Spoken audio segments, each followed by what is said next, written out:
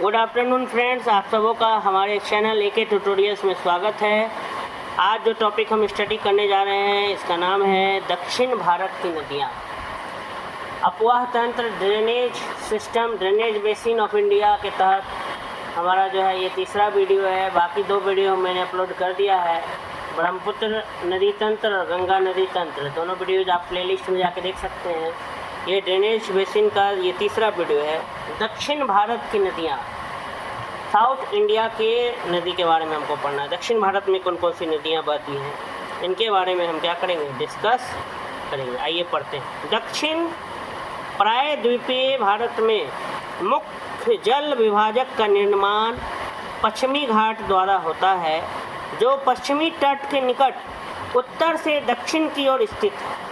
जो दक्षिण भारत हैं, जो प्रायद्वीपीय भारत हैं, उसमें मुख्य जल विभाजक का निर्माण, जो बांटने वाला विभाजक है, उनका निर्माण पश्चिमी घाट द्वारा होता है। ठीक है, दक्षिण भारत या प्रायद्वीपीय भारत में मुख्य जल विभाजक का निर्माण पश्चिमी घाट द्वारा होता है, जो पश्चिमी तट के निकट उत्तर से दक्षिण की ओर स्थित हैं। पश्चिमी तट में किधर से किधर है, उत्तर से दक्षिण की ओर स्थित है। प्रायद्वीपीय भाग की अधिकतर नदियाँ जैसे महानदी, गोदावरी, कृष्णा तथा कावेरी पूर्व की ओर बहती हैं तथा बंगाल की खाड़ी में गिरती हैं। जो प्रायद्वीपीय भाग हैं उसकी अधिकतर नदियाँ जैसे महानदी, गोदावरी, कृष्णा, कावेरी, ये सभी पूर्व की ओर बहती तथा बंगाल की खाड़ी में क्या होती हैं, गिरती हैं। ये देखिए मैप में आप देख सकते हैं, ये सब दक्षिण भारत की क्या है, नदियाँ हैं। ठीक है, सबके बारे में भी हम लोग पढ़ेंगे। ये नदियाँ अपने मुहाने पर डेल्टा का निर्माण करती हैं। प्रायद्वीपीय भारत में नर्मदा, ताप्ती एवं माही मुख्य नदियाँ हैं, जो कि पश्चिम की ओर बहती हैं। ठीक है, पूरब की ओर बहने वाली नदी में हो गया महानदी, गोदावरी, कृष्णा, कावेरी, ये पूरब की ओर बहती हैं और बंगाल की खाड़ी में गिरती हैं। और नर्मदा, ताप्ती, माही ये पश्चिम की ओर बहती हैं और ज्वारनदमुख स्टोरी का निर्माण करती हैं। ज्वार नदमुख, नदी का जो मुख था, स्टोरी, माउथ ऑफ रिवर, उसको स्टोरी भी कहा जाता है। देखिए कहाँ कहाँ कौन कौन सी नदी है, अभी जो हम लोग पढ़ रहे थे। महानदी ढूंढिए, साउथ में इधर नीचे ही होगा, साउथ महानदी ये रहा। देखिए गोदावरी यहाँ है देखिए महानदी, इधर है देखिए गोदावरी, यहाँ देखिए कृष्णा और यहाँ देखिए कावेरी है। इधर है महानदी, इधर है गोदावरी, इधर है कृष्णा और इधर क्या है, कावेरी। और ये सभी जो हैं पूरब की ओर बहती है। महानदी, गोदावरी, कृष्णा तथा कावेरी पूर्व की ओर बहती हैं तथा बंगाल की खाड़ी में गिरती हैं। ये नदियां जो हैं अपने मुहाने पर डेल्टा का निर्माण करती हैं।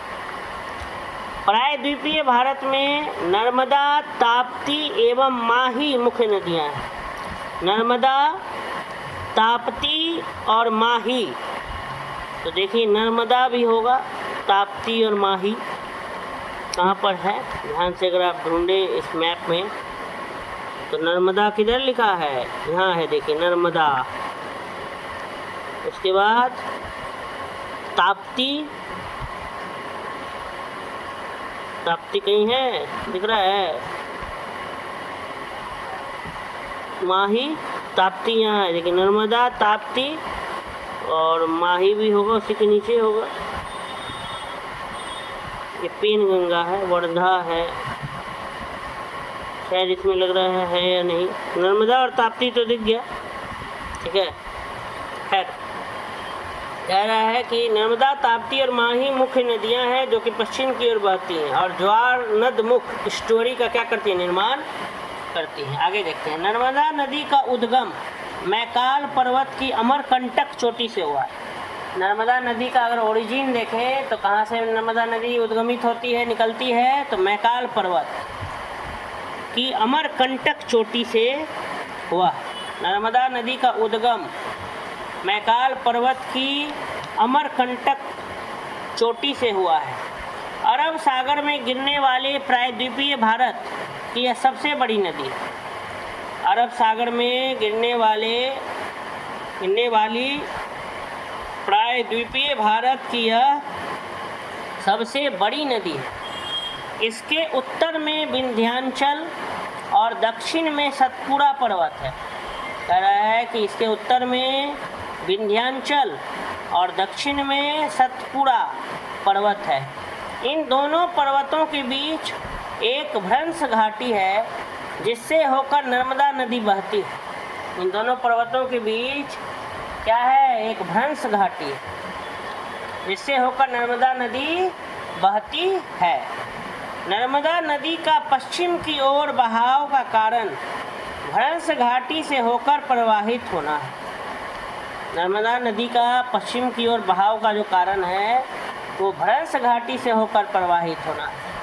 नर्मदा नदी की लंबाई 1312 किलोमीटर एवं नदी का जल ग्रहण क्षेत्र 98,796 वर्ग किलोमीटर है।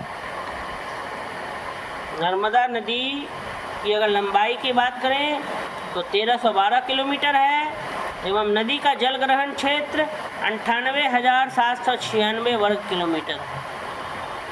नर्मदा नदी के उत्तर में विंध्याचल पर्वत है और दक्षिण में सतपुड़ा पर्वत है और दोनों पर्वत के बीच में घाटी है। दो पहाड़ के बीच में जो रास्ता जाता है घाटी बोला जाता है उसको, भ्रंश घाटी। उसी से होकर नर्मदा नदी बहती है। भ्रंश घाटी में प्रवाहित होने के कारण नर्मदा नदी अपने मुहाने पर ज्वार नदमुख का निर्माण करती है। ठीक है, स्टोरी का फॉर्मेशन करती है। जबलपुर के निकट संगमरमर शैलों में, संगमरमर के चट्टानों में नर्मदा नदी गहरे गार्ज से बहती है। जहाँ यह नदी तीव्र ढाल से गिरती है वहाँ धुआंधार जलप्रपात का निर्माण करती है। क्या जबलपुर में धुआंधार जलप्रपात। जबलपुर के निकट संगमरमर शैलों में नर्मदा नदी गहरे गार्ज से बहती है। जहाँ यह नदी जो है तीव्र ढाल, एकदम ढलान के साथ, स्लोप के साथ गिरती है, वहाँ यह धुआंधार जलप्रपात का निर्माण करती है। वाटरफॉल, धुआंधार वाटरफॉल। तापी या ताप्ती नदी मध्य प्रदेश के बैतूल जिले के मुल्ताई के निकट सतपुड़ा पहाड़ियों से निकलती है। तापी या जिसको ताप्ती नदी भी कहते हैं, ये मध्य प्रदेश के बैतूल जिले के मुल्ताई के निकट सतपुड़ा पहाड़ियों से निकलती है। इसकी लंबाई लगभग 724 किलोमीटर और अपुआ क्षेत्र जो ड्रेनेज बेसिन है उसका एरिया 65,145 वर्ग किलोमीटर है। मध्य प्रदेश, महाराष्ट्र, गुजरात से प्रवाहित होती हुई यह नदी अरब सागर में ज्वार नदमुख स्टोरी का निर्माण करती है। गोदावरी प्रायद्वीपीय भारत की सबसे लंबी 1465 किलोमीटर वाली नदी। गोदावरी नदी के बारे में बता रहा है। ठीक है, यह नदी महाराष्ट्र में नासिक व त्र्यंबकेश्वर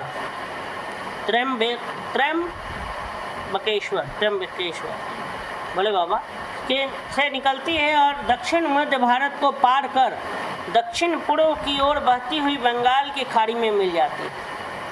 गोदावरी नदी की अगर बात करें तो प्रायद्वीपीय भारत में सबसे लंबी 1465 किलोमीटर नदी है गोदावरी। यह नदी महाराष्ट्र में नासिक के त्र्यंबकेश्वर से निकलती है और दक्षिण मध्य भारत को पार कर दक्षिण पूर्व की ओर बहती हुई बंगाल की खाड़ी में मिल जाती है। प्रायद्वीपीय नदियों में गोदावरी का अपवाह तंत्र सबसे बड़ा है। इसकी द्रोणी महाराष्ट्र नदी द्रोणी का 50% भाग, तेलंगाना, आंध्र प्रदेश, मध्य प्रदेश, उड़ीसा, छत्तीसगढ़, कर्नाटक तथा पुडुचेरी यनम में स्थित। गोदावरी में अनेक सहायक नदियां मिलती हैं जैसे पूर्णा, प्रणहिता, मंजीरा, इंद्रावती तथा वेनगंगा। गोदावरी नदी को बड़े आकार और विस्तार के कारण दक्षिण गंगा भी कहा जाता है या बूढ़ी गंगा, वृद्ध गंगा भी कहा जाता है, वृद्ध गंगा के नाम से। गोदावरी नदी को बड़े आकार और विस्तार के कारण दक्षिण की गंगा कहा जाता है एवं वृद्ध गंगा के नाम से भी जाना जाता है। कृष्णा नदी महाराष्ट्र के पश्चिमी घाट में महाबलेश्वर से निकलकर 1400 किलोमीटर प्रवाहित होकर बंगाल की खाड़ी में गिरती है। गोदावरी खत्म हो गया वहाँ पे, यहाँ से फिर कृष्णा नदी शुरुआत हुआ। कृष्णा नदी महाराष्ट्र के पश्चिमी घाट में महाबलेश्वर से निकलकर 1400 किलोमीटर प्रवाहित होकर 1400 किलोमीटर प्रवाहित होकर बंगाल की खाड़ी में गिरती है। तुंगभद्रा, कोयना, मालप्रभा, पंचगंगा, दूधगंगा, घाटप्रभा, मूसी तथा भीमा इसकी मुख्य सहायक नदियाँ हैं। कृष्णा नदी की अगर सहायक नदी की बात करें तो उसमें आता है तुंगभद्रा, कोयना, मालप्रभा, पंचगंगा, दूधगंगा, घाटप्रभा, मूसी तथा भीमा। इसी तरह से सवाल पूछता है, दे देगा कि तुंगभद्रा जो है किसकी सहायक नदी है। 4 नदी का ऑप्शन दे देगा, हमको बोलना होगा कृष्णा नदी की सहायक है तुंगभद्रा। कोयना जो है वो भी कृष्णा नदी की सहायक है। मालप्रभा, पंचगंगा, दूधगंगा ये सब कृष्णा नदी की क्या है, सहायक है। मूसी, भीमा, घाटप्रभा। आगे लिखता है कि इसकी जो बेसिन है महाराष्ट्र, कर्नाटक, तेलंगाना और आंध्र प्रदेश में फैली है। कृष्णा नदी का जो बेसिन है वो महाराष्ट्र, कर्नाटक, तेलंगाना और आंध्र प्रदेश में फैली है। कृष्णा नदी जल विवाद आंध्र प्रदेश, कर्नाटक और महाराष्ट्र के मध्य वर्ष 1957 से चला आ रहा है। जल विवाद कृष्णा नदी का आंध्र प्रदेश, कर्नाटक और महाराष्ट्र के बीच 1957 से चला। इसके निपटारे के लिए कई समितियों के अतिरिक्त सुप्रीम कोर्ट के सेवानिवृत्त न्यायाधीशों RS बछावत एवं ब्रिजेश कुमार की अध्यक्षता में कृष्णा नदी जल विवाद पर 2 भिन्न न्यायाधिकरणों का गठन किया जा चुका है। महानदी मध्य पूर्व भारत की नदी है। महानदी जो छत्तीसगढ़ में सिहावा पहाड़ी धमतरी जिला से निकलकर पूर्व की ओर बहती। महानदी मध्य पूर्व भारत की नदी है जो छत्तीसगढ़ में सिहावा पहाड़ी धमतरी जिला से निकलकर पूर्व की ओर बहती। 851 किलोमीटर लंबी यह नदी महानदी के बारे में कहा। छत्तीसगढ़ एवं ओडिशा में प्रवाहित होती है। महानदी प्रवाहित होते हुए पारादीप के पास बंगाल की खाड़ी में डेल्टा का निर्माण करती है। अगला कावेरी नदी। कावेरी जो है कर्नाटक के कोडागू जिले में ब्रह्मगिरी के पहाड़ियों से निकलकर 800 किलोमीटर लंबाई तथा 81,155 वर्ग किलोमीटर अपवाह क्षेत्र में प्रवाहित होती है। कावेरी नदी के बारे में कह रहा है कि कावेरी नदी कर्नाटक के कोडागू जिले में ब्रह्मगिरी की पहाड़ियों से निकलकर 800 किलोमीटर लंबाई तथा 81,155 वर्ग किलोमीटर अपवाह क्षेत्र में प्रवाहित होती है। यह तिरुचिरापल्ली के निकट बंगाल की खाड़ी में मिल जाती हैं। इसका अपवाह क्षेत्र केरल, कर्नाटक, तमिलनाडु तथा संघ शासित क्षेत्र पुडुचेरी में क्या है, फैला हुआ है, विस्तृत है। पहाड़ी से नीचे उतरने के पश्चात कावेरी नदी दक्कन पठार में प्रवाहित होती है, जहाँ यह श्रीरंगपट्टनम, शिव समुद्रम एवं श्रीरंगम द्वीपों का क्या करती है, निर्माण करती है। कावेरी नदी की प्रमुख सहायक नदियाँ अमरावती, भवानी, हेमावती तथा काबिनी। कावेरी नदी की प्रमुख सहायक नदियाँ में कौन कौन है, अमरावती, भवानी, हेमावती, काबिनी। भारत में आयतन की दृष्टि से सबसे बड़ा जलप्रपात कावेरी नदी बनाती है।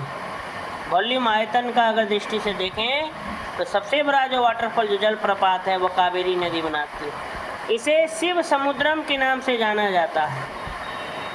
जलप्रपात द्वारा उत्पादित विद्युत मैसूरू, बेंगलुरु तथा कोलार स्वर्ण क्षेत्र को प्रदान की जाती है। Kolar gold film KGF film में देखे होंगे। जलप्रपात द्वारा उत्पादित जो एनर्जी है, वाटरफॉल द्वारा जो हाइड्रो इलेक्ट्रिसिटी जो उत्पन्न होता है, वो मैसूरू, बेंगलुरु तथा कोलार स्वर्ण क्षेत्र को दिया जाता है। एस्चुअरी वर्ड बहुत जगह आ रहा है, एस्चुअरी। एस्चुअरी जल की ऐसी अर्ध संलग्न तटीय स्थलाकृति है जहाँ नदियों द्वारा बहाकर लाए गए मलबे बहकर समुद्र में चले जाते हैं। जल की ऐसी अर्ध संलग्न, आधा डूबा हुआ अर्ध संलग्न तटीय स्थलाकृति है जल, जहाँ नदियों द्वारा बहाकर लाए गए मलबे बहकर कहाँ चले जाते हैं, समुद्र में चले जाते हैं। समुद्र तथा नदियों के ऐसे मिलान बिंदु को एस्चुअरी कहते हैं, ज्वार नदमुख। विश्व की सबसे बड़ी एस्चुअरी सेंट लॉरेंस नदी की है। एस्चुअरी मतलब समझो कि समुद्र और नदियों का मिलान बिंदु, जहाँ मीटिंग पॉइंट होता है समुद्र और रिवर का, ठीक है। समुद्र और नदी जहाँ मिलते हैं, मिलन होता है, संगम होता है, उसको एस्चुअरी भी कहा जाता है, एस्चुअरी। चलिए आइए देखते हैं, ये एक टेबल है, इसको थोड़ा स्टडी कर लेते हैं कि कौन सी नदी का उद्गम स्थल कितना कहाँ है और लंबाई कितनी, और सहायक नदियाँ भी दिया हुआ मेन साउथ की, दक्षिण भारत की, ठीक है। नर्मदा नदी का उद्गम स्थल है अमरकंटक, मैकाल पर्वत। इसकी लंबाई है 1312 किलोमीटर। ये सब याद भी कर लेना, इसी से ये टेबल भी अगर आप याद कर लेंगे तो जो दक्षिण भारत की नदियों से सवाल आएगा तो आप पढ़ पाएंगे। नर्मदा नदी की उद्गम स्थल है अमरकंटक, मैकाल पर्वत। इसकी लंबाई है 1312 किलोमीटर। नेक्स्ट है ताप्ती नदी, इसका उद्गम स्थल है मुल्ताई, बैतूल जिला, मध्य प्रदेश। इसकी लंबाई है 724 किलोमीटर। नेक्स्ट है गोदावरी, इसका उद्गम स्थल है त्र्यंबकेश्वर, नासिक, महाराष्ट्र। इसकी लंबाई है 1465 किलोमीटर। कृष्णा नदी, महाबलेश्वर, महाराष्ट्र। इसकी लंबाई है 1400 किलोमीटर। कावेरी, यह है ब्रह्मगिरी पहाड़ी, कोडागु, कर्नाटक, 800 किलोमीटर लंबी। महानदी, सिहावा पहाड़ी, धमतरी, छत्तीसगढ़, 851 किलोमीटर। गोदावरी की देखिए सहायक नदियाँ कौन कौन है, पूर्णा, वर्धा, प्रणहिता, मंजीरा, वेनगंगा, इंद्रावती। ये सब गोदावरी की क्या है, ट्रिब्यूटरीज हैं, सहायक नदियां हैं, ट्राइब्यूटरीज, सहायक नदियां गोदावरी की कौन कौन है, पूर्णा, वर्धा, प्रणहिता, मंजीरा, वेनगंगा और इंद्रावती। कृष्णा की सहायक नदियां देखिए कौन कौन है, तुंगभद्रा, कोयना, घाटप्रभा, मूसी, भीमा, मालप्रभा, पंचगंगा, दूधगंगा। कृष्णा की सहायक नदियां हैं तुंगभद्रा, कोयना, घाटप्रभा, मूसी, भीमा, मालप्रभा, पंचगंगा और दूधगंगा। कावेरी नदी की सहायक नदियां अमरावती, भवानी, हेमावती, काबिनी। कावेरी नदी की सहायक नदियां कौन कौन है, अमरावती, भवानी, हेमावती, काबिनी। महानदी की सहायक नदियां शिवनाथ, हसदेव, ईब, तेल, ये सब महानदी की है। तो इस प्रकार से हमारा ये जो दक्षिण भारत की नदियां हैं, ये टॉपिक यहीं पर क्या होता है, समाप्त होता है। अगर आपको ये वीडियो अच्छा लगा हो तो हमारे वीडियो को ज़रूर सब्सक्राइब करें, लाइक करें और कमेंट करना ना भूलें। अधिक से अधिक लोगों तक शेयर करें। धन्यवाद।